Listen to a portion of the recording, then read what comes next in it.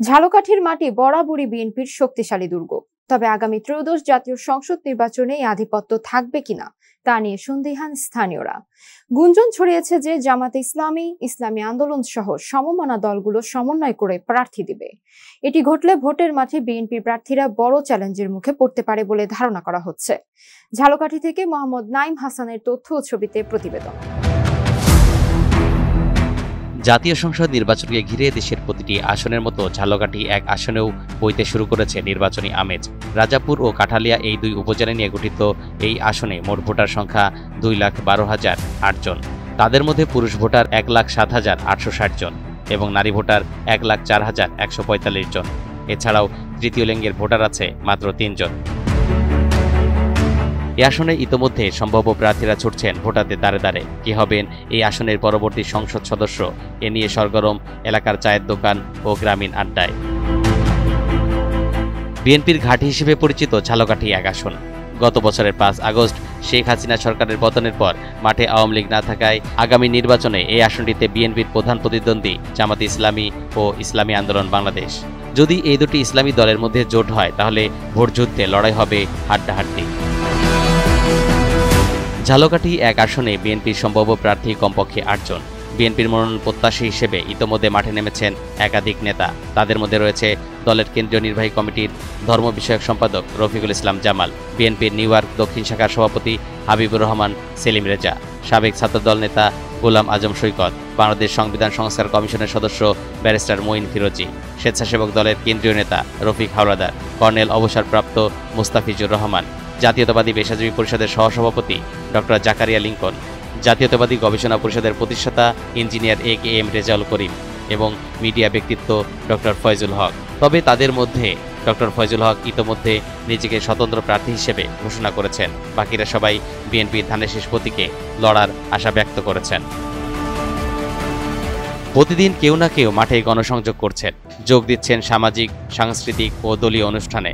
বিএনপির অভ্যন্তরে এবার মনোনয়ন প্রত্যাশীদের সংখ্যা বেশি হয়, প্রতিযোগিতাও তীব্র। ঝালকাঠি এক আসনে সবচেয়ে বেশি আলোচনায় আছেন বিএনপির নিউ ইয়র্ক দক্ষিণ শাখার সভাপতি হাবিবুর রহমান সেলিম রেজা, সাবেক ছাত্রদল নেতা গোলাম আজম সৈকত, বাংলাদেশ সংবিধান সংস্কার কমিশনের সদস্য ব্যারিস্টার মঈন ফিরোজী এবং কেন্দ্রীয় বিএনপির ধর্ম বিষয়ক সম্পাদক রফিকুল ইসলাম জামাল। বাংলাদেশ জাতীয়তাবাদী দল যদি আমাকে এখানে মনোনীত করে ধানের শীষ দেয়, রাজাপুর কাঠালিয়া ঝালকাঠি এক আসনের সাধারণ জনগণ যদি ভোট দিয়ে আমাকে নির্বাচিত করেন, তাহলে আমি এই অঞ্চলে যে আওয়ামী স্বৈরাচার যে 17 বছর এইখানে যে উন্নয়নের বুলি শিখিয়ে গেছেন মৌখে, কিন্তু তারা প্র্যাকটিক্যালি কোনো উন্নয়ন তারা এখানে কোনো করে না। রাস্তাঘাটের অবস্থা খুবই খারাপ অবস্থা, কোনো জায়গায় ভালো অবস্থা নেই। এই যে 2001 থেকে 2006 সাল পর্যন্ত দেশনেত্রী বেগম খালেদা জিয়ার যে 4 দিনের জোরে যে সরকার ছিল, ওই সময় যে উন্নয়নগুলি হয়েছে সেই উন্নয়নগুলি আছে এবং ওগুলি সংস্কারও তারা করে না। এই আওয়ামী সরকার হাজার হাজার কোটি টাকা তারা আত্মসাৎ করছে এবং দুর্নীতির মাধ্যমে টাকাগুলি আত্মসাৎ করে বিদেশে পাচার করেছে। তারা কোনো উন্নয়ন করে না।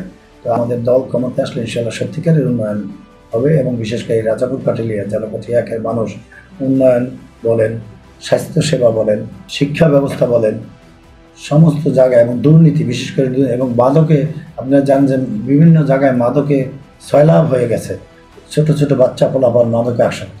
আমরা চাই এই মাদক মুক্ত এই এলাকা করার জন্য। দল আমাকে মনোনয়ন দিলে আমি মনে করি এই রাজাপুর কাঠালিয়া এখানে এই আসনটি বিএনপির ঘাঁটি হিসেবে পরিচিত। আমি সকল জনগণকে সাথে নিয়ে বিপুল ভোটে আমি নির্বাচিত হব এই এলাকা থেকে এবং আমি নির্বাচিত হওয়ার পরে সর্বপ্রথম যে কাজগুলো হবে তার মধ্যে অগ্রাধিকার ভিত্তিতে রাজাপুর কাঠালিয়ার যে অবকাঠামোগত উন্নয়ন, বিশেষ করে রাস্তাঘাট, কালভার্ট, ব্রিজ, স্কুল, মাদ্রাসাগুলো সংস্কার থেকে শুরু করে নতুনভাবে আমরা জনগণের সাথে আলোচনা করে আমরা নতুন প্রজেক্ট নিয়ে সেগুলো বাস্তবায়ন করব। আমরা সকল ধর্মের লোকদের নিরাপত্তা নিশ্চিত করব। রাজাপুর কাঠালিয়াকে সন্ত্রাস মুক্ত, চাঁদাবাজ মুক্ত, মাদক মুক্ত একটি মডেল রাজাপুর কাঠালিয়া হিসেবে আমি উপহার দেব। ঝালকাঠি 1 আসনের বাংলাদেশ জাতীয়তাবাদী দলের মনোনয়ন প্রত্যাশী। আমি বাংলাদেশ সংবিধান সংস্কার কমিশনে কাজ করেছি এবং আমি সারা জীবন শহীদ জিয়ার আদর্শে বড় হয়েছি।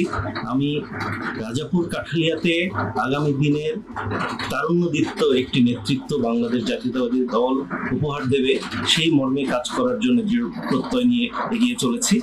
ইনশাআল্লাহ আগামী দিনে বাংলাদেশের রাষ্ট্রের হাল আমাদের ভারপ্রাপ্ত চেয়ারম্যান জনাব তারেক রহমান সাহেব যখন আমাদের রাষ্ট্রের হাল ধরবেন, তখন উনি এমন একটি দেশ জাতি গঠনের কাজে নামবেন, সেখানে আমাদের মতো তারুণ্য দীপ্ত এবং সৎ যোগ্য সাহসী প্রার্থীদের নিশ্চয়ই আগামী দিনে রাষ্ট্র গঠনে সর্বাত্মকভাবে কাজে আসবে। 2026 সালেও আমাকেই মনোনয়ন দিবেন, কারণ 2008 সাল থেকে আমি এই এলাকার বিএনপি নেতা কর্মীদের সঙ্গে সব সময় ছিলাম, এখনো আছি, এবং 2008 সাল থেকে আমি রাজপথে ছিলাম। বহুবার এই স্বৈর শাসক ফ্যাসিস্ট হাসিনা আমাকে জেলে নিয়েছে, আমাকে রক্তাক্ত করেছে, কিন্তু আমি দলের সাথে কখনোই, দলের জন্য আমার সবসময় ঐকান্তিক প্রচেষ্টা ছিল। তাই আমার আত্মবিশ্বাস এই অঞ্চলে, যেহেতু আমি এখনো জনপ্রিয় হিসাবে, আমার জনপ্রিয়তা যেহেতু আমি এখনো ধরে রাখতে পারছি, সেই হিসেবে বিশ্বাস করি দল আমাকে মূল্যায়ন করবে এবং এই এলাকা থেকে 2026 সালের নির্বাচনেও আমাকেই মনোনয়ন দিবে ইনশাল্লাহ। অন্যদিকে জামাতে ইসলামী ইতোমধ্যে একক প্রার্থী হিসেবে ঘোষণা করেছেন মাওলানা হেমায়েতউদ্দিনকে। তিনি রাজাপুর উপজেলা জামাতের সাবেক আমির ও জেলা কমিটির কর্মপরিষদ সদস্য। তবে তাকে মাঠে কোনো কার্যক্রম করতে দেখা যাচ্ছে না। এছাড়া ইসলামী আন্দোলন বাংলাদেশ থেকে ইব্রাহিম আল হাদিকে এককভাবে মনোনয়ন দেওয়া হয়েছে।